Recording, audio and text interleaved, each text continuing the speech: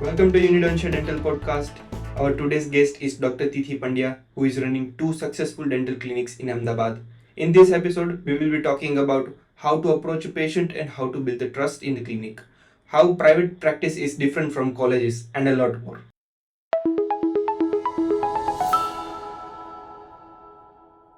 Good evening, ma'am. Good evening, Dr. Rohan. Thank you for coming to our show. And before we start our podcast, I would like you to tell me something about yourself and about the Vedant Dental Clinic. Okay. First of all, good evening. I'm Dr. Tithi Pandya and I'm in the field of dentistry since 2010. We have started our clinic in 2013. That was our first branch, which is at Prahlad Nagar. And now we are at South Bhopal with blessings of our more than 44,000 patients. We are at South Bhopal since January 2023.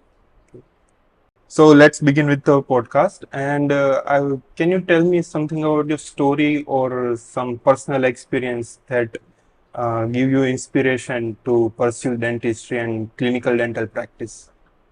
Actually, Dr. Rohan, there is no such story behind that why I have pursued dentistry. Actually, I could get admission in MBBS also, but by choice, I have selected dentistry to go on. And why is that like if you are getting admission in MBBS, why have you chosen the dentistry instead? Actually, in school days, we thought that dentistry is an art, so I like that thing. So I chose to become a dentist. Right. Definitely, like we are making smiles and Yes. like in school days, I also think like what will be in dentistry, like we are only studying 32 teeth. उन 32 दांतों में हम क्या ही सीख लेंगे? But when I also entered into dentistry, I learned about a vast majority of topics and बहुत सारी branches थी, 8 branches in particular, and बहुत सारा like course था, like it will be like 5 साल तो क्या 8-10 साल भी कम पड़ जाए इतना syllabus है. So Because dentistry is itself, it's a specialty, right? right. So Yeah, like पहले से ही हमें dental surgeon का tag मिल रहा है rather than anything else. Okay, so our next question is, since you are having two clinics and patients are very well happy, so can you tell me how you are motivated or inspired to give better dental care to patients every year and year after year? with patient smile and patient का जो आपके ऊपर जो एक भरोसा रहता है, वापस भी फिर आपके ही पास आते हैं, उनके रिलेटिव्स आते हैं. I mean basically a trust gives me inspiration to build up my work and get it more motivated to do high quality treatments and innovative treatments too. अगर पेशेंट आपको अच्छा रिस्पॉन्स दे रहे हैं तो फिर आप नई नई टेक्निक्स ट्राई करेंगे, नया मटेरियल मंगवाएंगे, नया ट्राई करेंगे, नई टेक्निक्स को अलग अलग पेशेंट पे इम्प्लीमेंट करने का ट्राई करेंगे. तो एटलीस्ट बेसिक जो है उसके साथ आपका फंडा क्लियर है, पेशेंट का ट्रस्ट ऑलरेडी बिल्डअप हो चुका है, तो फिर हम उससे आगे जा सकते हैं. So basically I would give all the credits to patients trust. कोई अभी एंटर ही कर रहा है डेंटिस्ट्री में, लाइक क्लिनिकल डेंटल प्रैक्टिस में, तो वो पेशेंट का ट्रस्ट कैसे डेवलप करे, लाइक कैसे बिल्ड करे trust? First of all I would suggest आप सबसे पहले कि आप पेशेंस रखो. Patience is very important in field of dentistry. Even अगर आप 5 साल भी देखो, उसके बाद वो एग्जाम का प्रिपरेशन का फेस करो, उसके बाद एमडीएस में एंटर होके फिर वो पूरा जर्नी कंप्लीट करो. तो उसमें सबसे सीखने की चीज यही थी कि आपको पेशेंस रखना है. और उसके बाद फॉर पेशेंट्स ऐसा है कि आपको उनको थोड़ा सा रिस्पेक्ट देना है. ऐसा नहीं कि पेशेंट आया तो ये मेरा अर्निंग का सोर्स है. रादर देन थिंकिंग दैट आप ये सोचो कि उसका चीफ कंप्लेंट क्या है और सिर्फ पहले उसी को सॉल्व करने पे ध्यान दो. वो कॉलेज में क्या रहता है कि बच्चे पढ़ाई करते हैं, जब हम भी पढ़ाई करते तो हमको बोले आप सब चीज देख लो, तो हम सब देखते थे और उनको उनका चीफ कंप्लेंट कभी कभी साइड में रह जाता है और हम दूसरा दूसरा कुछ ना कुछ सजेस्ट करते रहते हैं. ऐसा सबके साथ होता है in starting days. So rather than doing that, only and only focus on chief complaint of patient. कि उसको आप अच्छे से ट्रीट करोगे तो वो बंदा वैसे भी वापस आएगा ही आपके पास. So kind of a patience and focus on patients complaint. उनको और चीजें सजेस्ट करने से पहले एटलीस्ट आप उनकी चीफ कंप्लेंट पे ध्यान देंगे तो आप भी अच्छा प्रैक्टिस कर पाएंगे और उनको भी सेटिस्फेक्शन लेवल थोड़ा ज्यादा होगा. राइट. सो बेसिकली पहले हम चीफ कंप्लेंट की तरफ ध्यान देंगे, वो ट्रीट करेंगे, हाँ. देन वी नो के दूसरी है और चीजें हैं, है पहले बट वो ट्रीट हाँ. करेंगे, उसके बाद But private practice में that is important. Right. You are practicing in college or somewhere else. I mean when you are studying तो आपको वो सब देखना है because आपको वो सब नोट डाउन करना है, सब करना है. और प्राइवेट प्रैक्टिस में कोई बंदा आता है तो उसको वही रहता है कि मेरा जो प्रॉब्लम है एटलीस्ट वो सॉल्व हो जाना चाहिए. तो वो एक देखे और दूसरा जिसके पेशेंट को थोड़ा सा रिस्पेक्ट दे रादर देन थिंकिंग कि बस मुझे इसमें से अर्न कर लेना है. It's not like that. अगर आप अच्छा काम दोगे तो आपका काम बोलेगा ही बोलेगा और आपको मिलेगा ही उसका appreciation. Right. Like third final year में तब मैं यही सोचता था, हम पूरी हिस्ट्री लिखते थे कॉलेज में और लाइक ये चीफ कंप्लेन है, ऐसे ट्रीट करना है. मैं तब तक लाइक फाइनल ईयर या इंटर्नशिप तक लाइक मुझे पता चला कि नहीं, पेशेंट है, पेशेंट इज हैविंग पेन और कुछ प्रॉब्लम है इसलिए यहाँ पे आया है, रादर देन लाइक मैं उसे सिर्फ ऐसे ही देखूं कि ये मेरा लाइक मेरा कोटा खत्म करने वाला है, क्लास का कोटा है. तो बेटर मैंने जैसे पेशेंट को as a patient like as a person human being करना स्टार्ट किया. जो मुझे मेरी ट्रीटमेंट में चेंज दिखा है कि पहले ये ट्रीट करते हैं, पहले ये ट्रीट करते हैं, पेशेंट का रिस्पॉन्स अलग से मिल रहा था. So less I also feel that chief complain की तरफ पहले ध्यान दे, क्योंकि वो बंदा शायद पहले बहुत परेशान हुआ, उसके बाद आपके पास आया है डेफिनेटली. तो राइट. और दूसरा भी देखे तो ऑलरेडी कितने सारे डेंटिस्ट है, we all know that right. तो अगर आप ही के पास कोई स्पेसिफिक कंप्लेन लेके स्पेसिफिक बंदा आ रहा है तो देयर विल बी समथिंग कि वो आप ही के पास आया. You have already done your MDS in periodontics. So can you tell me how was your perception evolved from doing when you are in BDS, like आप as a undergraduate थे, उसमें से आप MDS कर रहे, तो आपको पेशेंट के साथ कैसे ट्रीट कर रहे थे, कुछ इन्वॉल्वमेंट दिखा, लाइक ये अपग्रेड हुई, ये चीज में ज्यादा बेटर कर रही हूँ, and then you started your clinical practice like in doing practicing dentistry, तब आपको क्या क्या चेंजेस दिखे कि नहीं मेरे डेंटिस्ट्री में ये इस तरह से इवॉल्व हुई हूँ. Actually in undergraduate level it was like वो पहले का टाइम था तो there are some old materials, old techniques and college में क्या था वो कन्वेंशनल टेक्निक्स के पहले जाते हैं, फिर वही सिखाते हैं, एटलीस्ट वो फंडा क्लियर होते हैं तो फिर हम आगे जा सकते रहे. तो वो टाइम पे बस अपना सोच का लिमिटेशन उसी तक होता है कि हमको इतना ही मालूम है. उसके बाद में जैसे ही वो मास्टर्स में एंटर किया तो फिर वो सोचा कि अपने को आर्टिकल ढूंढने हैं, मेरे को थीसिस बनाना है, शॉर्ट स्टडी करना है. तो एक्चुअली वो सब सर्च किया तो मालूम चलेगा कि इतना वास्ट है knowledge, I mean ocean of knowledge like that only. तो उसमें से आप क्या क्या अचीव कर सकते हो, तो उससे हमारा पूरा का पूरा परसेप्शन ही चेंज होता है. एक्चुअली वो कुछ कुछ चीजों को समझते हैं, लाइक पहले के मतलब दिमाग में क्या रहता है कि दांत निकालना है या फिर आरसीटी करना है या मैक्स टू मैक्स डेंचर देते हैं. कोटा ही होता है. बस वही होता है और वही समझ में आता है. और दूसरा क्या है कि डेंटिस्ट्री का एक फियर ऑलरेडी क्रिएट कर रखा है सबने, मतलब और ऑलमोस्ट पेशेंट एंजाइटी वाले ही आते हैं. तो उसके साथ भी वही दिक्कत होता है कि किसी के आप दिमाग में से डर निकालोगे तो ही आप ट्रीटमेंट कर पाओगे. वो पीडो में सिखाते लेकिन वो टाइम पे वो हम सीखते ही नहीं कि एक्चुअली वो चाइल्ड साइकोलॉजी नहीं, सबके ऊपर वो इम्प्लाई होता है. वो आपको मास्टर में जाके मालूम चलेगा क्योंकि आपको वहां पे सर्जरी का पेशेंट परफॉर्म करना होता है फाइनल एग्जाम में. तो वो मतलब पूरा थोड़ा सा डिफरेंस वो उसके बाद ही एक्चुअली समझ में आया कि एंटर करेंगे प्रोफेशनल वर्ल्ड में तो क्या क्या मुसीबतें आएंगी, क्या क्या टैकल करना पड़ेगा, कैसे पेशेंट को जवाब देंगे, तो वो सब चीज. और नेक्स्ट क्वेश्चन यही था कि लाइक हम डेंटल लाइक पेशेंट, आपने कहा जैसे कि पेशेंट हमेशा एंजाइटी के साथ ही आएगा और एक परसेप्शन भी होगा कि डेंटल ट्रीटमेंट करेंगे तो पेनफुल रहता है. तो हम उस एंजाइटी को लेवल को कैसे कम करें for patient? First of all take history. At least वो जो भी प्राइवेट प्रैक्टिस में आप बैठते हो तो primary history, past dental history, past medical history आप ले लो. तो आपको भी मालूम चले कि पेशेंट के साथ आपको किस तरीके से उसका अपॉइंटमेंट शेड्यूल करना है या किस तरीके से उसको ट्रीटमेंट का अपॉइंटमेंट का टाइम रखना है, कैसे ट्रीट करना है। और उसके बाद में एटलीस्ट पेशेंट को सुनो।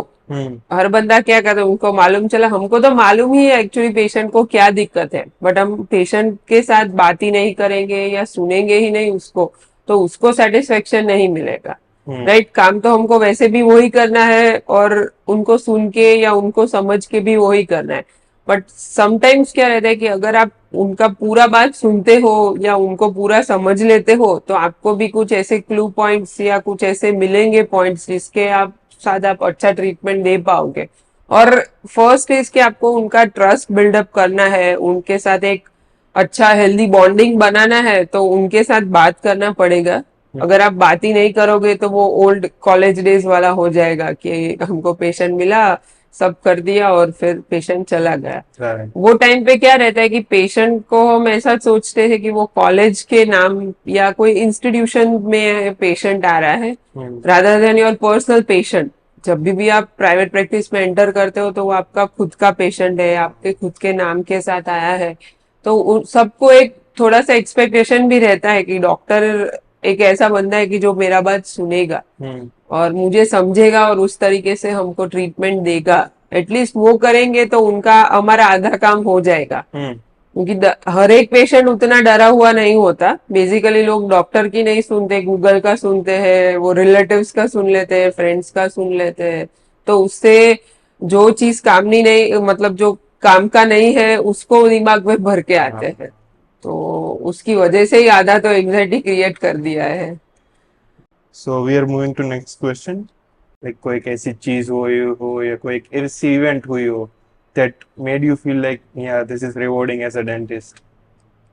मतलब अगर आप देखो, सब ट्रीटमेंट का क्या है कि सब कोई चीज में आपको एग्जैक्टली डिफरेंस नहीं दिखेगा पेशेंट को। वो जो चीज दिखाते हैं ना बिफोर आफ्टर वाला, वो सिर्फ वो एस्थेटिक में जो रेस्टोरेशंस करते हैं या स्माइल डिजाइनिंग करते हैं उसमें दिखेगा।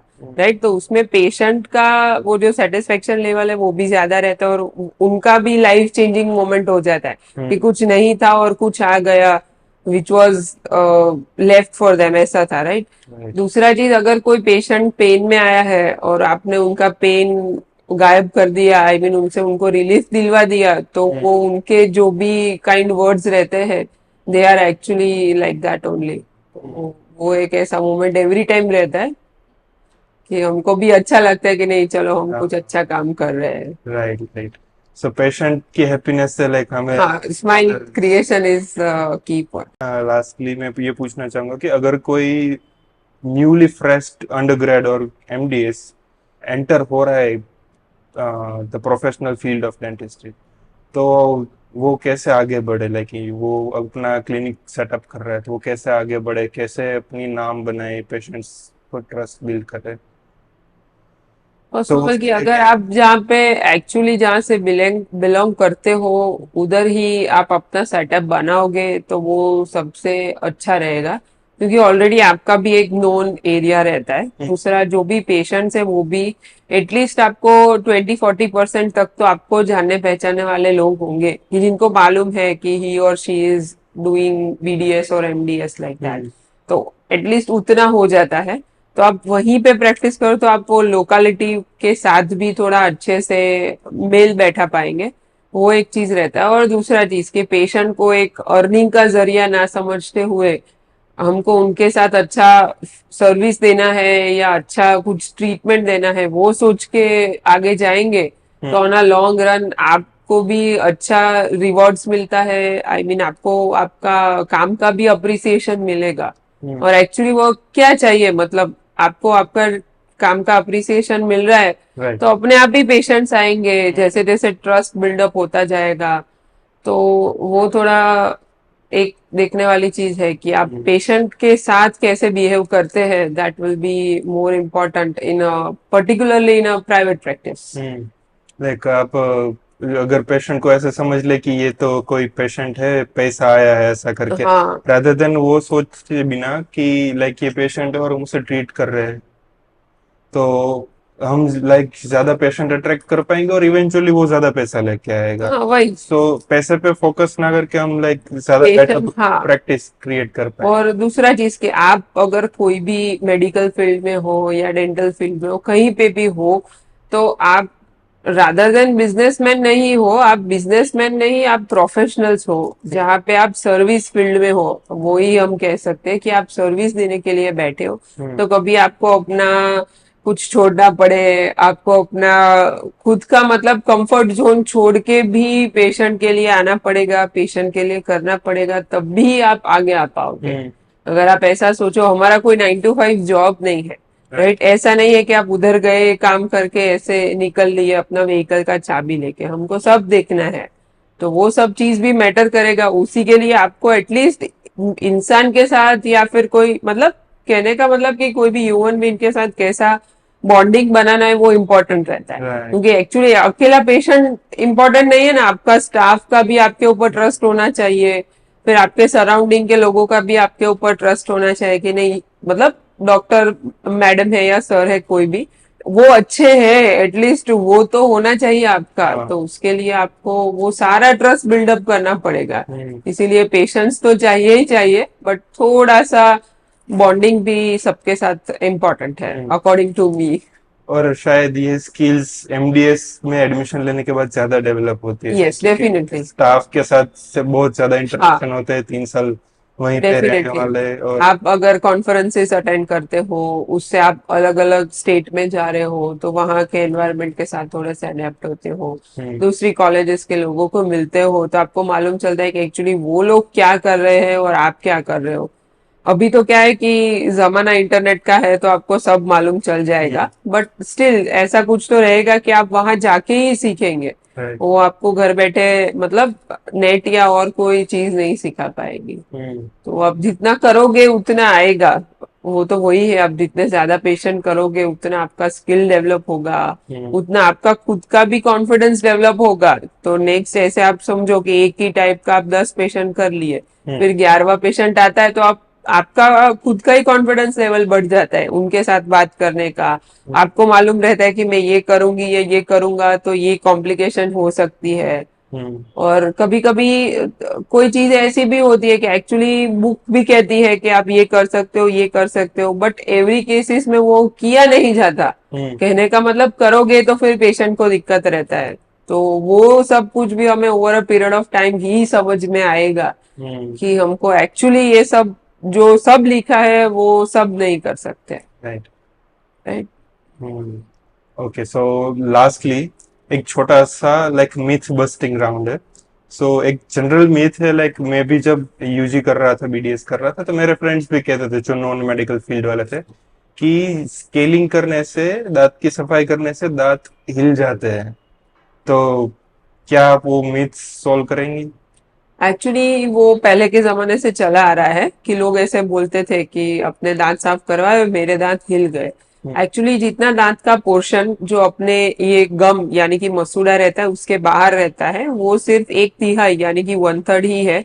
2/3 यानी कि ऑलमोस्ट 2/3 यानी कि डबल द लेंथ ऑफ जो भी आपको मुंह में दिख रहा है उससे डबल, यानी कि वो रूट का लेंथ, यानी कि आपके जो दांतों की जड़ें रहती है उसका उतना लेंथ रहता है। वो पूरा का पूरा अपने जबड़े की हड्डी यानी कि जॉ बोन के अंदर रहता है। कोई भी चीज को सपोर्ट करने के लिए उसका बेस यानी कि फाउंडेशन मजबूत चाहिए। जब भी वो फाउंडेशन हिलेगा या उसमें कुछ भी दिक्कत आएगा तो ही आपका ऊपर का चीज हिलता है या फिर मूव करता है, आई मीन मोबाइल बन जाता है, राइट? तो एक्चुअली जब भी आपका मसूड़ा नीचे उतरा हुआ है या फिर आपको पायरिया है या ऐसा कोई भी दिक्कत है जिसमें ऑलरेडी आपका मसूड़ा ही वीकर है, तो तब भी आपको ये सब होने का चांसेस रहता है। और पायरिया या फिर मसूड़ा वीक होने का फर्स्ट इंडिकेशन यानी कि फर्स्ट आपका सिम्टम या साइन क्या दिखता है आपको कि वहां पे टार्टर यानी कि नॉर्मल वो अपने लेमन लैंग्वेज जो जिसको क्षार बोलते हैं या गुजराती में क्षारी बोलते हैं, वो सब जम जाने की वजह से ही होता है। तो एक्चुअली जब भी वो निकालेंगे तो ऑलरेडी आपका मसूड़ा तो आपके सपोर्ट में था ही नहीं। इसकी वजह से आपको लगता है कि आपके दांत हिल रहे हैं, बट एक्चुअली वो पहले से ही उसका सपोर्ट तो वीक ही था। हमने तो सिर्फ वो डिसीज यानी कि वो बैक्टीरिया का इन्फेक्शन वाला पार्ट निकाला है। तो इट्स नॉट लाइक दैट कि हर एक बंदे में क्लीनिंग या स्केलिंग करवाने से आपके दांत हिल जाएंगे। एक्चुअली अभी नए इंस्ट्रूमेंट्स हमारे सबके पास अवेलेबल रहते हैं which is called ultrasonic scaler. तो उससे ना ही आपके दांतों को कोई नुकसान होता है, ना ही आपके मसूड़े यानी कि गम्स को कोई दिक्कत होता है। राइट, जनरली हम डेंटिस्ट खुद ही ईयर में एटलीस्ट 3 से 4 बार स्केलिंग करवाते हैं, तो ऑलमोस्ट हमारे दांत तो चले जाते हैं। राइट, तो ऐसा नहीं रहता। Actually it is important for your gum health to get them clean. Right, thank you. Like ये चीज ऐसी थी कि आपने एज ए लेमैन समझाई, क्योंकि एज ए यूजी मैं नहीं समझा पाता किसी नॉन मेडिकल मेरे फ्रेंड्स को कि ऐसे एक्सप्लेन करना है कि वो भी समझ जाए, क्योंकि वो आर्ग्यू करते रहते सामने से। हाँ, so after this conversation they will feel more confident and like जो सच में है rather than the myth. myth. So thank you Tithi ma'am for Thank this you, great Doctor. interview and great conversation. Hope you will flourish this second clinic and hope you make more clinics in the future. Thank you, Dr. Rohan. Thank you very much. Thank you to coming to our podcast. Thank you. Thank you for watching till the end. Hope you have got some value from this episode. We have placed all the necessary links in the description. And if you want your questions to be asked in our upcoming podcast, there is a form in the description and on our website. So do check it out and give us a like and subscribe to our channel to support our work. Thank you so much.